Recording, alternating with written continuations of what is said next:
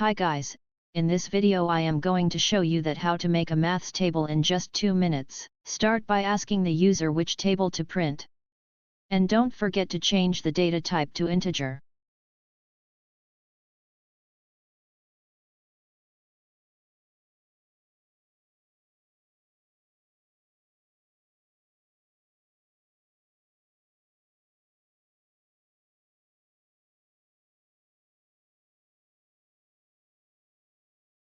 Then create a range till where you want the table. For range we apply the condition that is for here, I, means iteration, repetition of a process.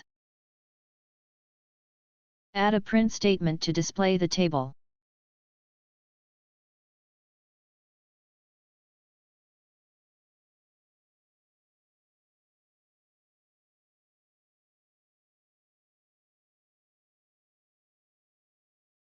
Now you can easily print the table of any number.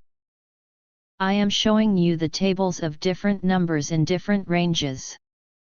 Here the range is 11. Now I am changing the range of different numbers in different ranges.